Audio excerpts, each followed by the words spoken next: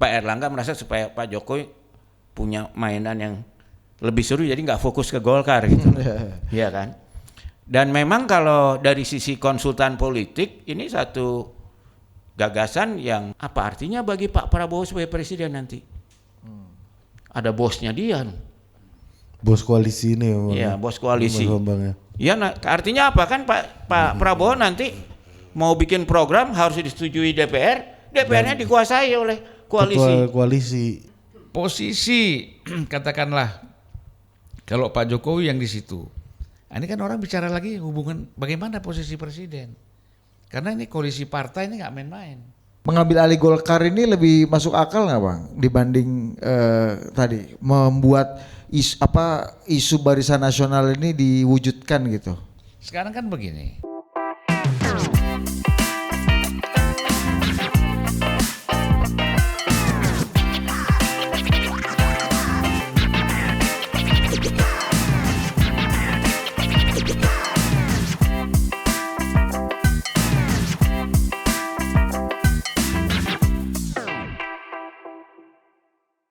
Oke, kembali lagi di Asik. ruang temu.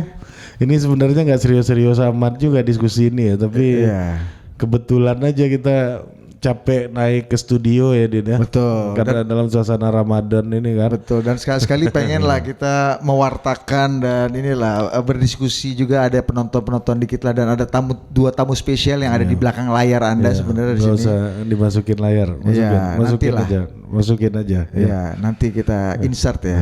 Nanti kita sebut lah. Tapi yang udah ada di depan layar ini dua orang nih, Re. Iya. Nih, Dewan Penasehat daripada Total Politik. Ya, kalau mau dinasehati ya ada ini kan. Siapa dulu? Bambang Harimurti. Ya, dan Dewan ini Pengarah. Yang kedua Dewan Pengarah ini, Bos. iya, kalau mau diarahkan. Diarahkan. Zulfan Lindan. Waten. Bang ini abang harus pakai ini. Iya. Jadi bahasa-bahasa dewan ini sekarang Kasih dulu mikrofon hidup dulu. Dikecret dulu. Gitu. jadi bahasa-bahasa dewan ini seperti Golkar mempersiapkan tempat untuk Pak Jokowi. Bukan ketum. Kalau ketum buat Pak Jokowi kekecilan lah. Ya, harus dia kan udah harus di atas. Ini beda lagi narasi abang nih, kemarin nggak kayak gini abang ngomong. Iya. Loh, kalau ketum ngapain Pak Jokowi jadi ketum? Tapi sebenarnya yang punya kepentingan Pak Jokowi masuk Golkar itu Pak Jokowinya atau orang-orang yang selama ini bergantung sama Pak Jokowi, bergantung akses kekuasaan dari Pak Jokowi. Begini, Pak, kalaupun ada orang-orang lingkungannya atau orang dekatnya yang menyarankan, Pak Jokowi kan sur juga. Sur itulah yang membuat kadang-kadang dia juga akhirnya berpikir benar juga nih, gitu kan. Tapi kan beda kalau memang dia sendiri yang minta, harus kan beda. Gitu. Saya kira nggak sampai sejauh itulah Pak Jokowi ya. Memang Pak Jokowi bisa minta, suka minta kayak gitu. Bukan, artinya kan kalau memang dia memang dia yang menginginkan jabatan ketua umum itu kan menurut saya nggak mungkin, gitu loh. Mau ngapain? Dia bisa berperan di tempat yang lain, di posisi yang lain, ya kan? Ya kalau Gibran yang diusulkan orang tuh oke lah, ya, oke mungkin. Atau kalau Pak Jokowi itu kan sebenarnya kan dewan-dewan ini banyak sekali di Golkar, Dewan Penasehat, Dewan Pembina, Dewan apa lagi? Dewan Pakar, Dewan Penyantun, Dewan Jenderal kan. Dewan Jenderal. Nanti dibikin satu dewan, satu institusi dewan lagi yang Pak Jokowi bisa masuk di situ, mungkin lebih punya kekuatan, lebih punya muatan politik dibandingkan dengan dewan-dewan yang sudah ada. Itu kan bisa. Kayak zaman, kalau dulu kan zaman Orde Baru kan cuma satu dewan aja, Dewan Pembina. Ini kan sekarang mengakomodir begitu banyaknya tokoh, ya kan, supaya semuanya dapat tempat dengan posisi yang sama, tidak ada yang melebihi satu sama lain. Dibentuklah institusi itu di Golkar. Nah, kalau ketua umum Golkar itu kayak misalnya Erlangga punya kecerdasan, ya dia tinggal memainkan aja di antara dewan-dewan ini, gitu loh. Nah, Pak Jokowi Mungkin kalaupun masuk lebih tepat di institusi itu gitu loh. Kedewan-dewanan ini, Bang. Ya. Kalau ketum Gibran oke. Kalau ketum? Ya kalau ketum kan kalau memang Golkar mau, ya kalau kita bicara mau Gibran itu pasti mau. Namanya ketua umum Golkar, siapa yang nggak mau. Tetapi kan persoalannya dia kan juga melihat realistik juga melihat kondisi Golkar ini tidak semudah itu gitu loh.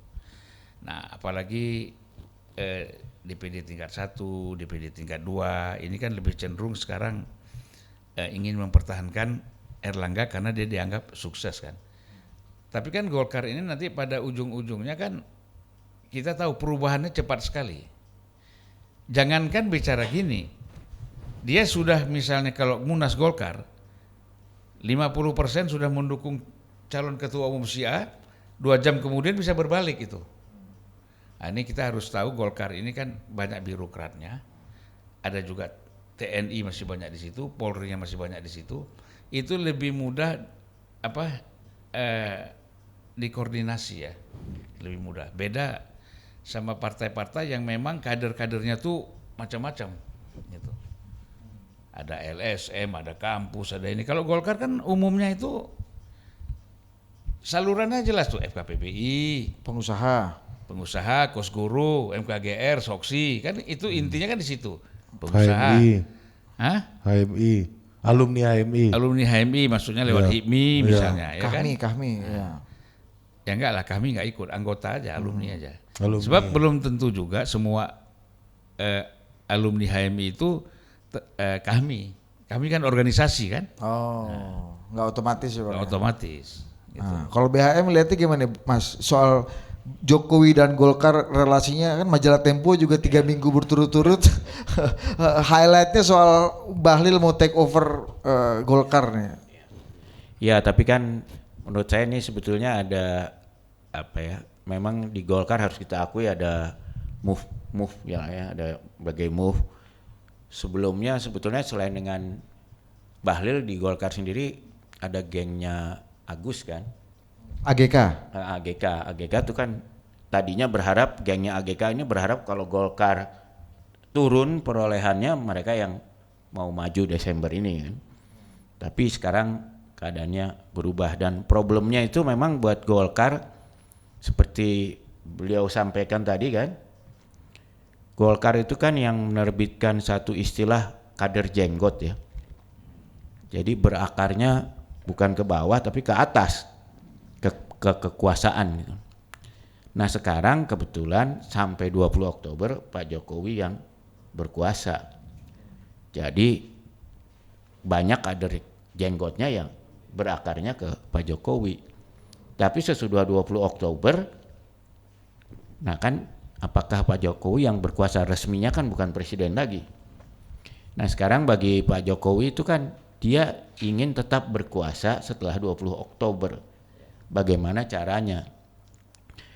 Nah salah satu cara yang dibicarakan, yang dikerjakan operatornya Bahlil adalah masuk Golkar, paling nggak jadi ketua Golkar.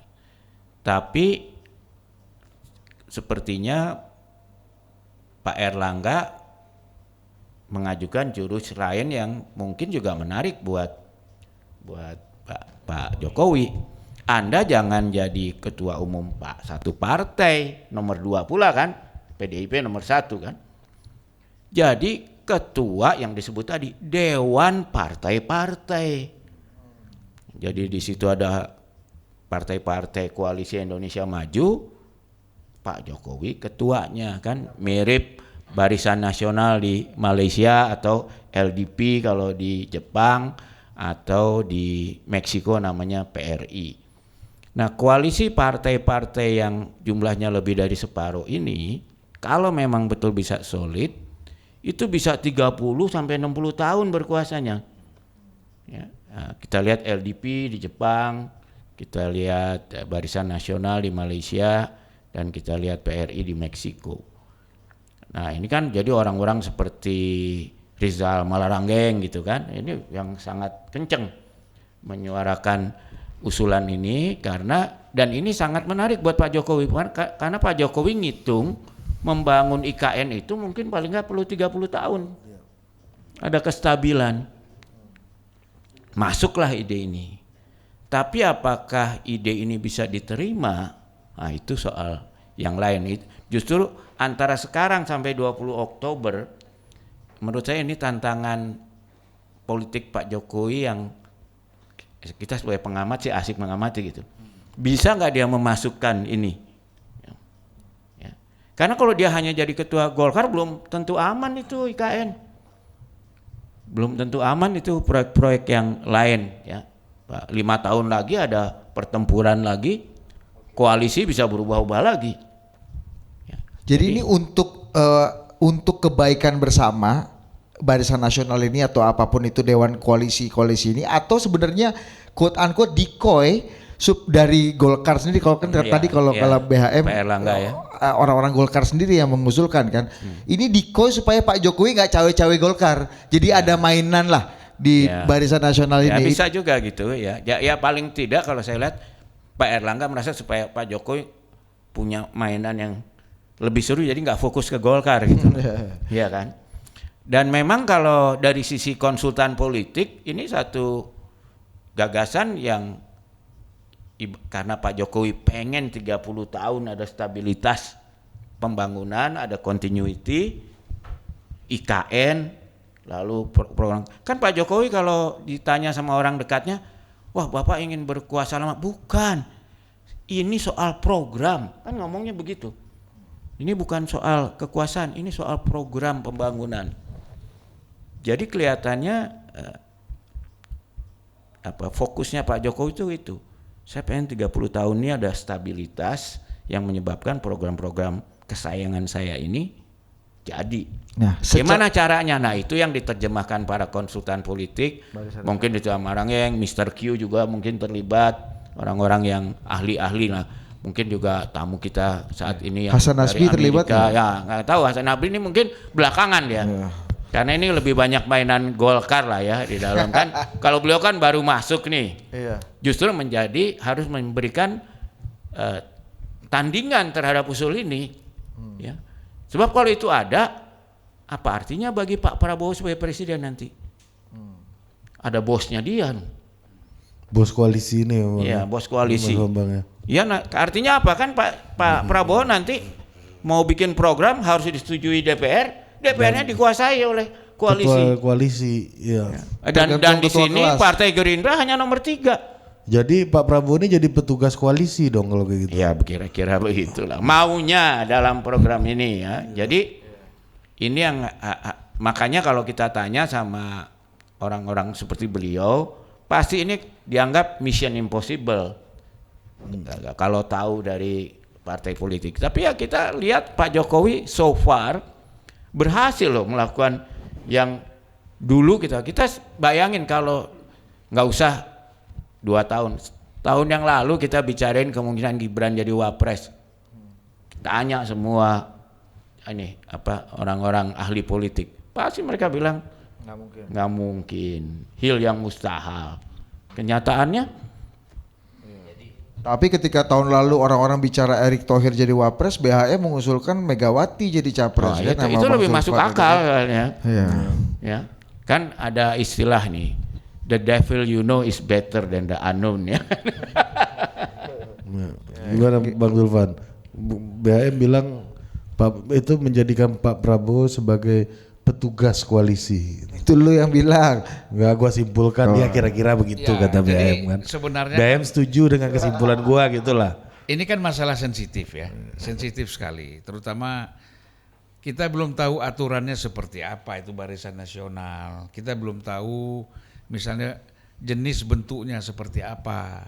Kan harus jelas dulu nih. Kita kan ribut-ribut dalam konsep yang belum jelas. Harusnya yang kita ribut itu ketika sudah dirumuskan. Badan nasional itu seperti apa, kemudian posisi kalau ada ketua seperti apa, atau kalau ada sekjen seperti apa, otoritasnya apa, wewenangnya apa, itu baru menarik kita diskusikan. Baru kita mengatakan bahwa oh ini bisa menjegal Prabowo sebagai presiden. Ini tidak make sense ini, gitu loh. Jadi presiden menjadi boneka lagi kan? Yang selama ini gimana Bang? Aturan mainnya yang diceritakan? Ya nggak ada. kita ceritakan baru satu ada gagasan.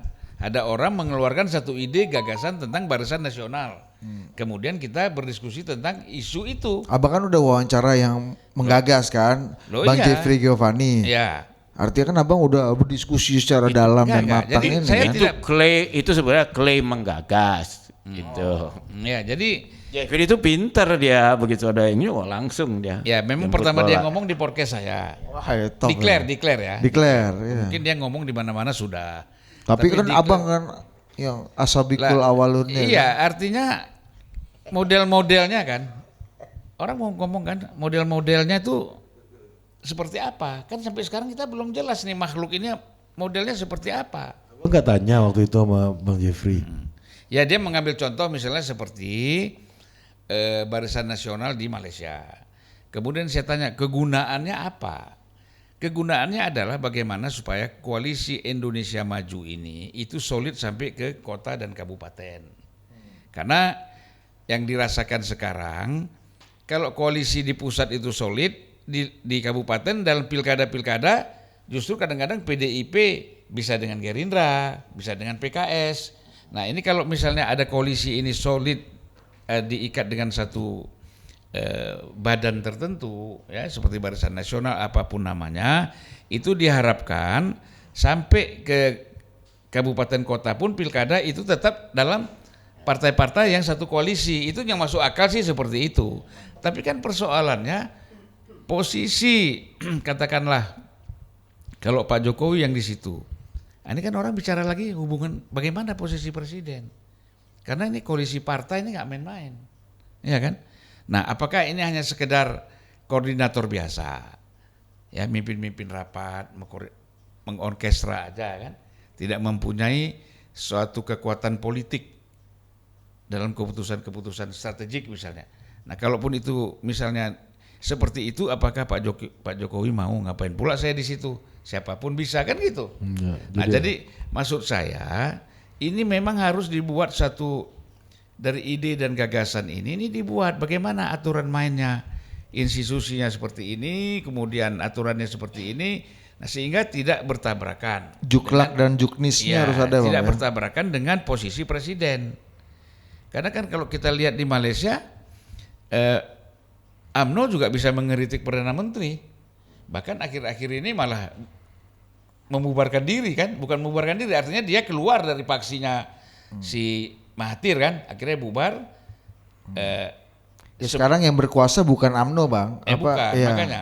Artinya UMNO semakin kecil kan, semakin banyak yang keluar. Tapi setelah 30 tahun lebih kan. Ya, 77 lah.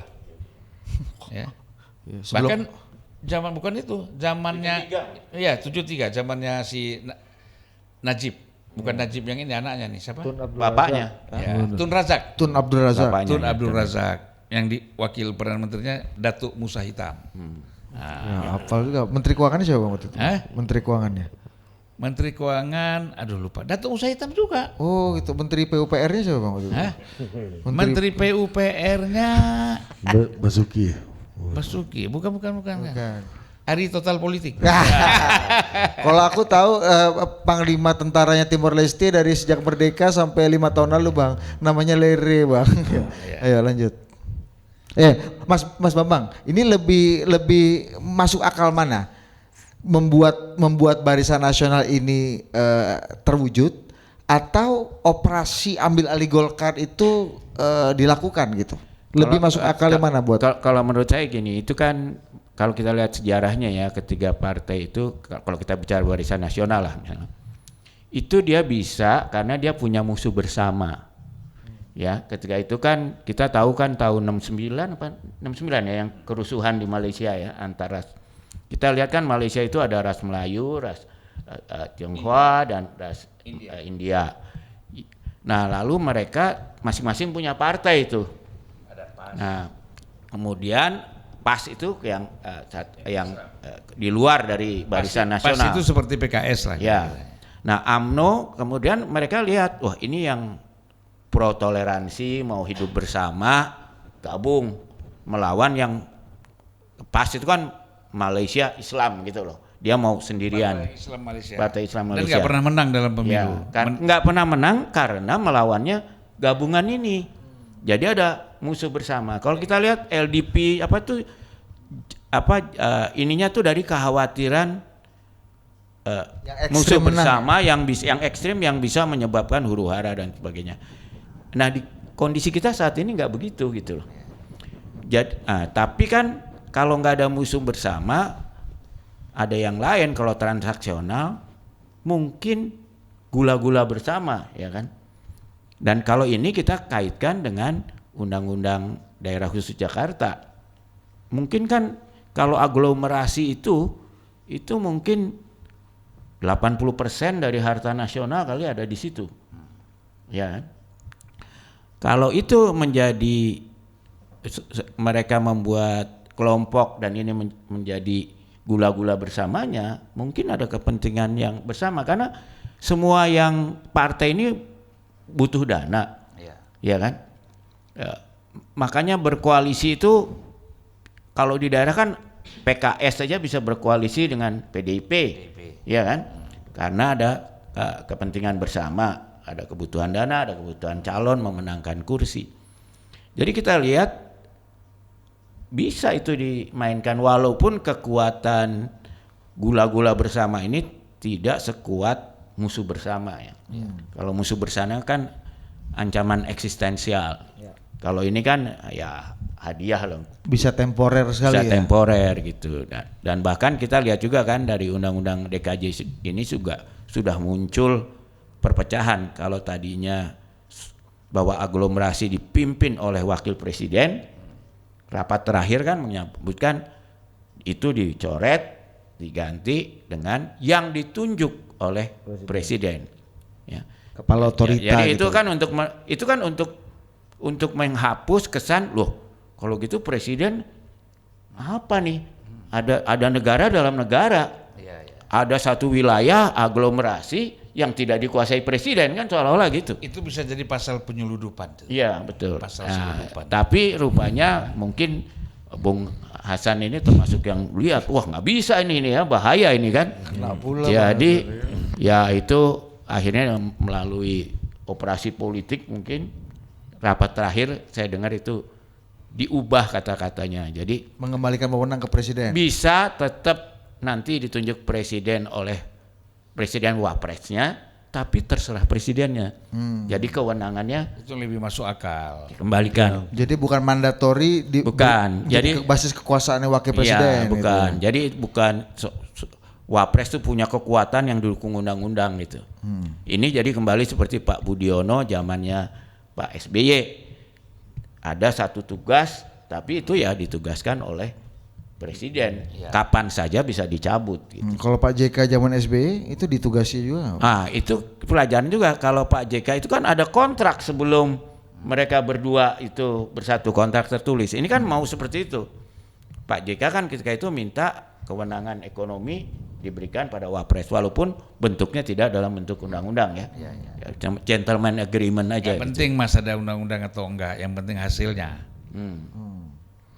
Ya, tapi pada saat itu kan memang kalau Pak SBY kan karakternya memang orang yang gentleman agreement-nya bisa dipegang lah kira-kira gitu. Oh gitu. Nah, kembali ke proyek ini, mengambil alih Golkar ini lebih masuk akal nggak bang dibanding tadi membuat isu barisan nasional ini diwujudkan gitu?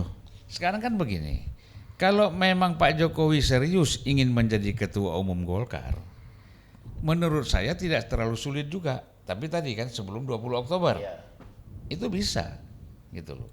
Nah artinya seperti kita ketahui Golkar ini sangat mudah untuk diajak merubah sikap terhadap apa yang sudah mereka miliki sekarang. Misalnya undang-undang atau apa ADART itu bisa. Karena ini kan partai go public, tetapi kan ada pemegang sahamnya banyak. Pengertian kan begitu. Bukan berarti ini kalau partai TBK sama sekali orang bebas masuk, tetapi kebebasan itu dibatasi oleh para pemegang saham ini. Nah, kalau para pemegang saham yang ada di Golkar ini, yang bukan satu orang, banyak sekali, mereka bersepakat untuk menerima Pak Jokowi misalnya. Kalau Jokowi memang mau sekarang menjadi ketua umum Golkar, itu saya kira tidak terlalu sulit. Ya, mungkin kalau Gibran itu ada kendala psikologis, muda lah macam-macam. Kalau Pak Jokowi enggak. Kan kembali lagi persoalan sejauh mana Pak Jokowi itu mau, gitu loh, ya kan? Itu menurut saya itu. Kedua, kalau Golkarnya sendiri menurut saya cair aja, ya cair lah. Kalau misalnya ada upaya DPD 1, DPD 2 mengatakan bahwa mendukung Erlangga, ya itu hadiah lah karena dia kan sudah memenangkan Golkar, menaikkan suara Golkar kan, itu aja. Nah, tapi apa itu terlalu serius? Menurut saya nggak serius. Nggak serius itu, maksudnya dukungan itu Kumpul di Bali kemarin nggak serius? ya Bang? itu artinya kalau seandainya itu dianggap sebagai satu keputusan yang final, yang tidak bisa dirubah, itu enggak lah. Ya buktinya nama-nama lain sekarang sudah muncul juga untuk calon ketua umum Golkar. Ada Bambang Susatyo, ada Agus Kartasasmita, ya ada lagi siapa lagi tuh? Bahlil. Katanya terakhir masuk lagi Erlangga lagi masuk. Jadi kita tahu kan sebenarnya kalau head to head antara Erlangga dengan Bambang Susatyo kemarin tanpa ikut campur tangannya pemerintah, pasti Bambang Susatyo yang menang. Ya. Karena dia yang paling siap sudah membangun kekuatan lewat ormas-ormas yang ada. Gitu loh. Nah, tetapi kan persoalannya pemerintah dalam konteks ini Pak Jokowi misalnya memang maunya Erlangga, ya kan? Bahkan waktu saat Novanto terpilih itu yang maju adik Komarudin, Erlangga sama Novanto, di situ pun sebenarnya keinginannya adalah Erlangga, itu sejak itu gitu loh. Yeah. Nah saya tahu prosesnya persoalan pemerintah memang menginginkan Erlangga, itu saya tahu prosesnya. Gimana Bang? Gimana? Ya prosesnya kan bolak-balik itu. Ya. Waktu saya kasih cerita aja di sini. Pak Surya Paloh itu intens berkomunikasi dengan Pak Jokowi. Intens sekali. Ya. Nah, kemudian sarannya Bambang Susatyo tidak usah maju. Ya kan? 2 kali dipanggil Bang Surya ke kantor Nasdem. Bambang Susatyo. Saya menemani sekali, yang kedua saya menemani dia naik turun lift. Sampai saya bilang sama Bambang Susatyo, Bang udahlah nggak usah maju Bang, ini serius banget, saya bilang. Lu jangan majulah. Kata Bambang, nggak bisa Bang, anak-anak daerah ini dikumpulkan dana segala macam untuk memang ingin memenangkan saya, mendukung saya untuk menjadi calon ketua umum Golkar, kata Bamsud kan. Ya itu terserah Anda lah, saya bilang, terserah kamu lah. Tapi ini kalau saya sih sebagai kawan, kita nggak usah cari masalah, ya kan, gitu loh. Tapi kalau mau maju silakan. Bahkan dia sudah dan dia buat surat ke surat pernyataan menyatakan bahwa dia tidak maju sebagai ketua umum Golkar di dalam Munas. Dengan catatan dia akan menjadi ketua MPR, gitu loh. Tapi tetap Erlangga tidak yakin dengan surat itu. Tidak yakin dengan surat, ada surat dari Bambang Susatyo itu Erlangga itu nggak yakin. Bahwa pasti walaupun Bambang Susatyo sudah buat surat dalam pikiran Erlangga, ini nggak serius. Dia tetap ingin maju. Terbukti memang ketika Munas yang terakhir ini, dia kan mau maju. Sehingga Pak Luhut tegur kan. Pak Luhut tegur, banyak orang yang minta dia supaya tidak maju. Akhirnya dia mengundurkan diri. Komitmennya, janjinya dia menjadi ketua MPR. Jadi menurut saya kalau kita lihat di sini, ini bukan nggak ada DPD 1, DPD 2 ini.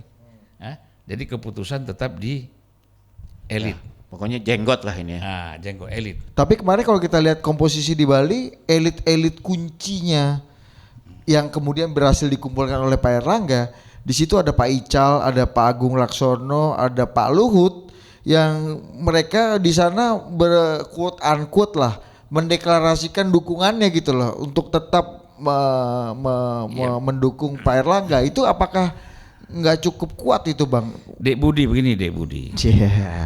Terutama Pak Luhut ini yang dianggap nomininya atau wajahnya Pak Jokowi di Golkar. Nah. Ini kan Munas masih jauh sekali. Kalau kita bicara Munas kan Desember, ya kan? Nah, yang jadi pertanyaan buat kita, kenapa Munas masih Desember? Kemudian ini digaungkan. Jangan-jangan ada upaya Munas dipercepat. Digaungkan sekarang ini begini-begini, sudah ada suara begini, bisa saja Munas dipercepat. Kalau Munasnya Desember, ngapain kita ngomong Pak Jokowi nggak relevan? Ya kan? Betul. Nggak relevan, ngomong Gibran itu nggak relevan. Kita bicara Pak Jokowi atau Gibran dalam konteks Golkar ini adalah kalau jauh-jauh hari sebelum Oktober. Itu. Dan itu bisa aja dilakukan kan, kalau kemarin itu bisa aja tiba-tiba ini banyak konsesi tambang dari para elit yang tidak setuju, itu bisa dicabut Bahlil nanti. Ya kan? Ya, jadi kalau ini nggak diributkan ini juga. Ya. Jadi menurut saya gini loh, apa yang dilakukan Pak Muldoko pada Partai Demokrat ini yang pada Golkar ini lebih berat jauh gitu. Karena di Golkarnya sendiri ada faksi-faksi yang cukup kuat, cukup cair gitu loh. Kalau di Partai Demokrat kan ada Pak SBY yang relatif nggak ada lawan lah gitu ya. Jadi kalau Pak SBY tumbang ya tumbang lah iya, gitu ya. Tapi kalau di Golkar ini kan nggak ada kayak Pak SBY-nya gitu loh. Ya. Nah, tapi orang kan ngitung, ini kan Oktober kan 7 bulan lagi. Ya, bisa nggak melakukan operasi ini dalam 7 bulan? Dan pasti ada perlawanan juga kan. Dan kita lihat faksi-faksi di Golkar sendiri kan ada juga tadi faksinya Agus Gumiwang, itu kan sudah lama faksinya Bambang. So, itu dan mereka juga lihat ini sekarang kita mengakarnya ini ke Pak Jokowi. Kalau ternyata lewat 7 bulan kan harus mengakarnya ke Pak Prabowo. Ya. Nah, peran Prabowo di sini juga jangan di underestimate. Iya. Iya Sementara kan? Prabowo itu kalau kita lihat dalam hubungan dengan Golkar existing, Iya. dia hubungannya paling dekat sama siapa sih? Pak Ical. Dengan mungkin. Pak Ical dia dekat sekali. Pak Dengan Ical, Pak Erlangga. Dengan Pak Pak LBP dia teman dekat. Nah, sementara dua orang ini jadi salah satu promotornya Erlangga juga kemarin, paling tidak kita lihat Ya. di peristiwa Bali gitu, Ya. Mas Bambang. Apakah ini Ya. juga bisa memberikan kepastian dan keyakinan Ya, bahwa Pak ya, Erlangga ya. masih cukup Nah, aman jalannya? kalau dari si Pak Erlangga kelihatannya mesti kita cek mana kira sumbernya. Kelihatannya chemistry-nya sama Pak Prabowo kelihatannya oke juga tuh. Jadi kita juga nggak bisa underestimate itu, nggak bisa hanya melihat dari Golkar dan Pak Jokowi aja, tapi kita juga harus memperhitungkan faktor Prabowo ini sendiri bagaimana. Dan Prabowo sendiri kan orang yang lama di Golkar juga.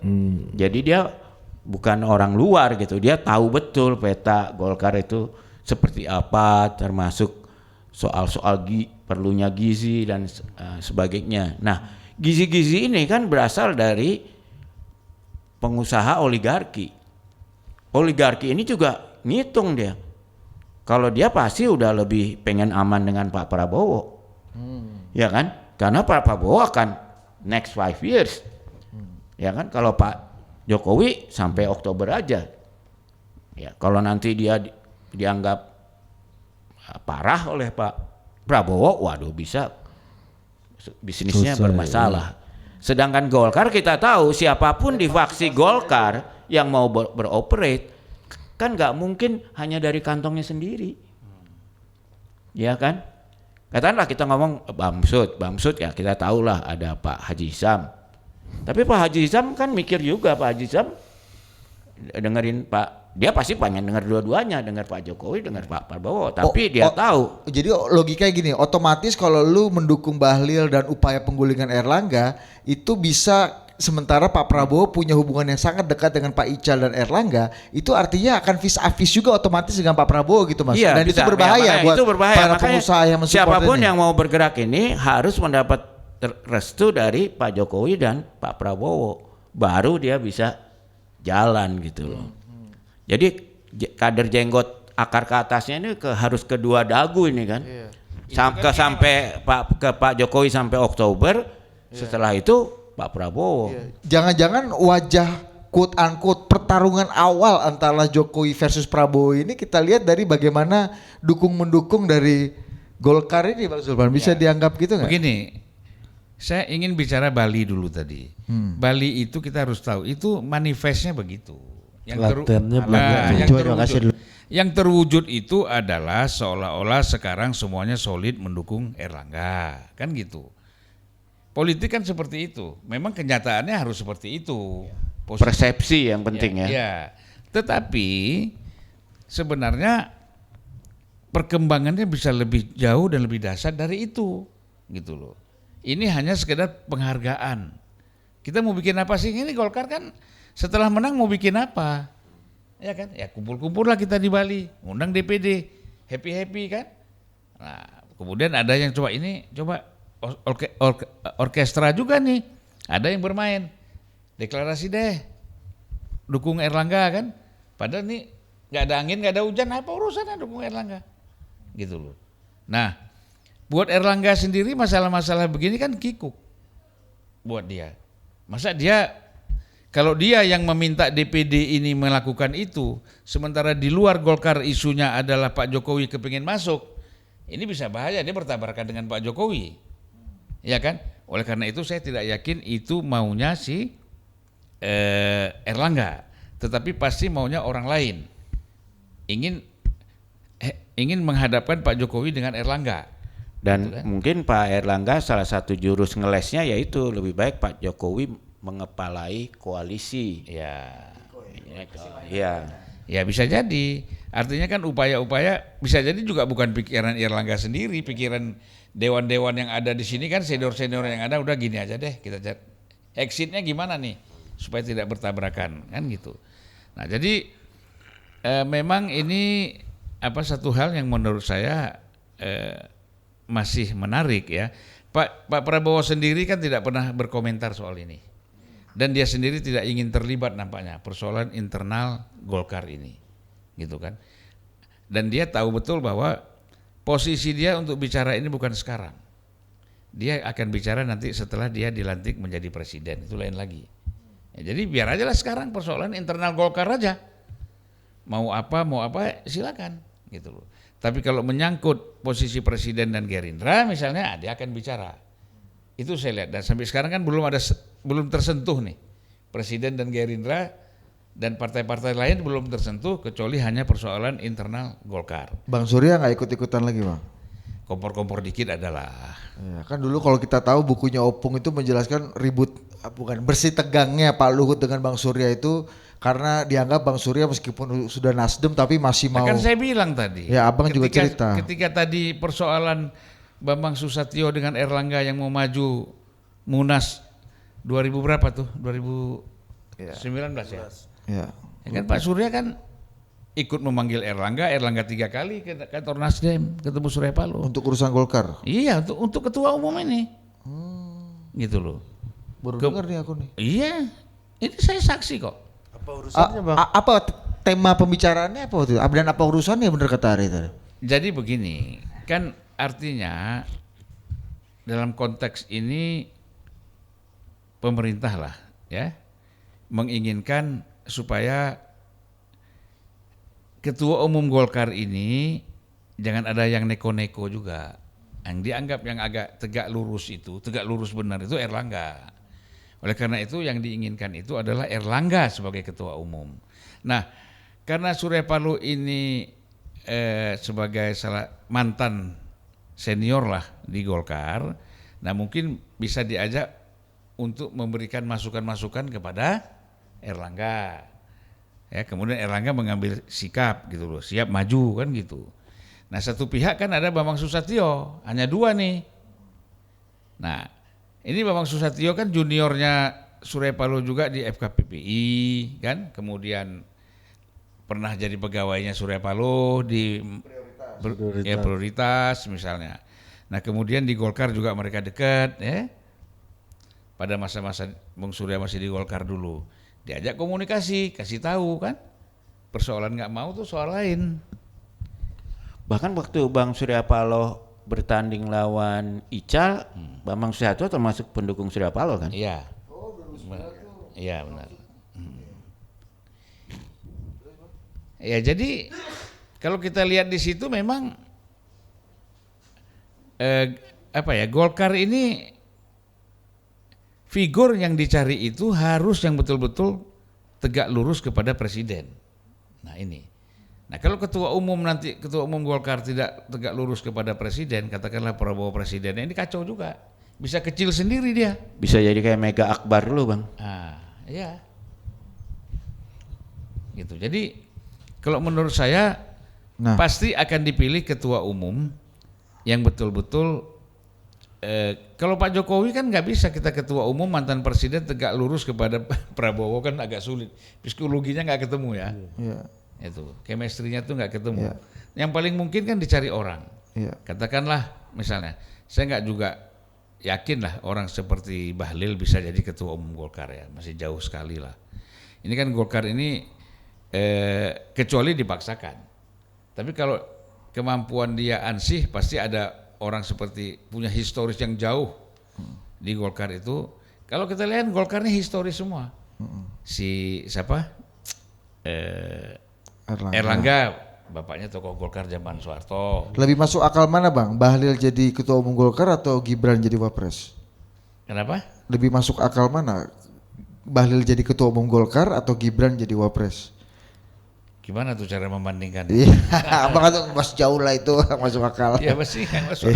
Artinya kan anomali itu bisa terjadi gitu Bang kan. Tapi paling enggak kalau dilihat dari luar kan Bahlil tuh mempersepsikan dia dekat dengan Prabowo kan. Nah tapi gini Mas Bambang, kalau kita lihat kan misalnya petanya nih, Pak Prabowo dekat dengan Pak Luhut dekat dengan Pak Ical, dan kita tahu Pak Ical dan Pak Luhut sekarang secara terbuka, at least yang kita lihat di manifestnya ini Bang, itu mendukung Pak Erlangga, memberikan dukungan moral secara terbuka gitu kepada Erlangga dari upaya akuisisi ini gitu. Nah, apakah ini bisa diartikan juga bahwa ketika Pak Jokowi dari info yang dijaring oleh teman-teman media gitu misalnya ya, itu terus melakukan upaya-upaya untuk mengakuisisi Golkar ini, apakah ini menjadi vis-a-vis nih, udah mulai tabrakan nih? Prabowo versus Jokowi yang ingin ambil alih Golkar, sementara Prabowo yang membackup Pak Erlangga, Pak Luhut dan Pak Ical ini. Gimana? Ya, kalau kita lihat kan Pak Jokowi selalu dalam posisi the king can do no wrong ya.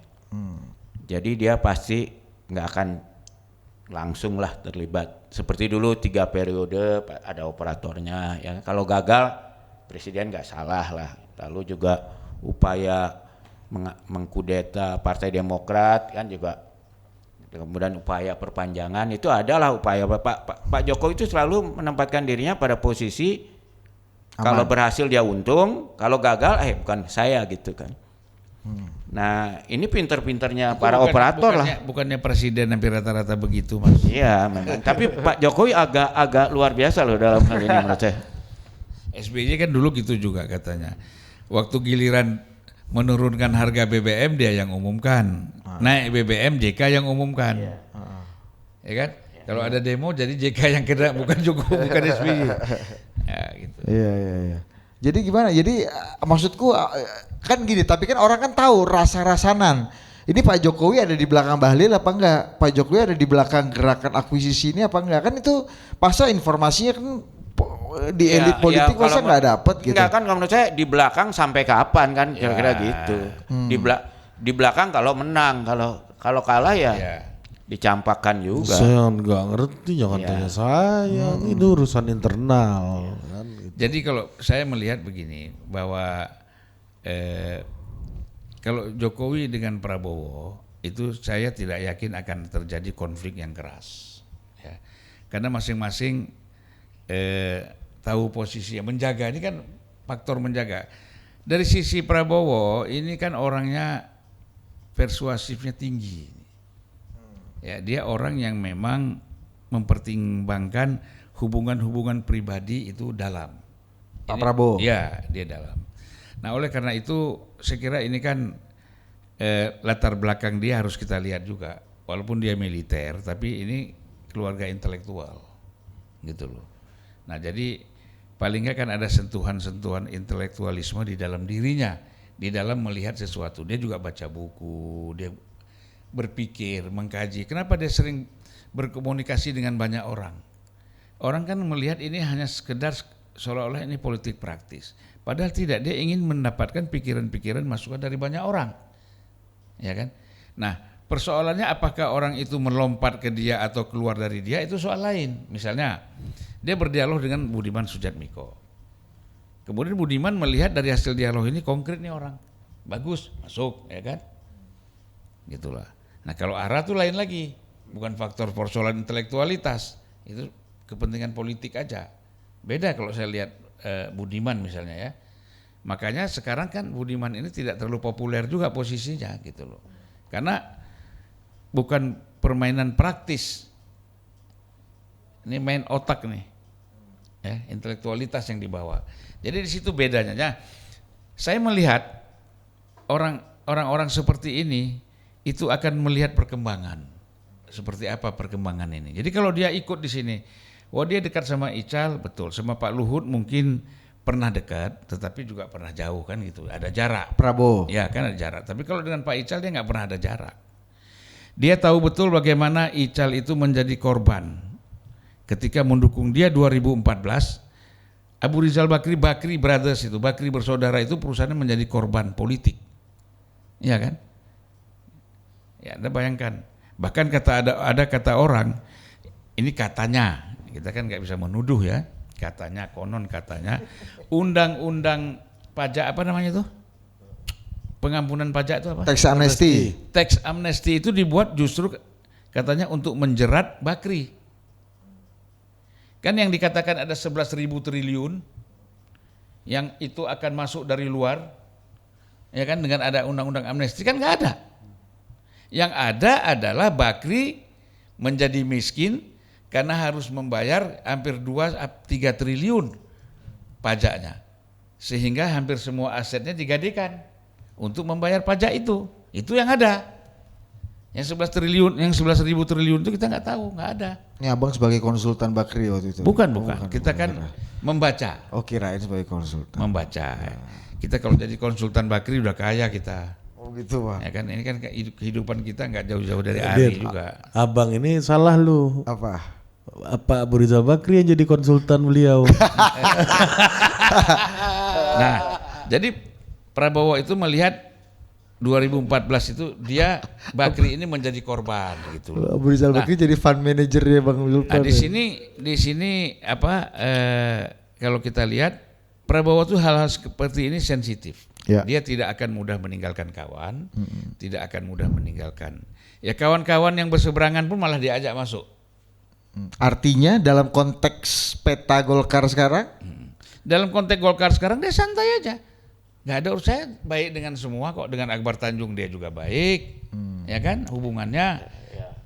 Ya. Bukan dengan Yusuf Kalla sekarang nggak baik karena memang banyak hal-hal yang, ya kan? Nggak, artinya Pak Prabowo tidak ikut quote unquote mengentertain akuisisi ini. Dia ikut bermain. Dia tahu betul. Tapi saya tertarik kalau lihat kemampuan Pak Prabowo ini menurut Bang Zulfan. Kalau dengan Pak Surya Paloh ada kemungkinan nggak itu bisa berrekonsiliasi? Menarik nih. Kalau sudah bicara politik, ini kan begini. Untuk sampai pada penyusunan kabinet nanti. Kalau Surya Paloh ini kan masuk ke Prabowo itu lewat Pak Jokowi. Ya kan? Lewat Pak Jokowi. Makanya Pak Jokowi mengatakan saya siap jadi jembatan, menjembatani komunikasi antar tokoh, antar partai.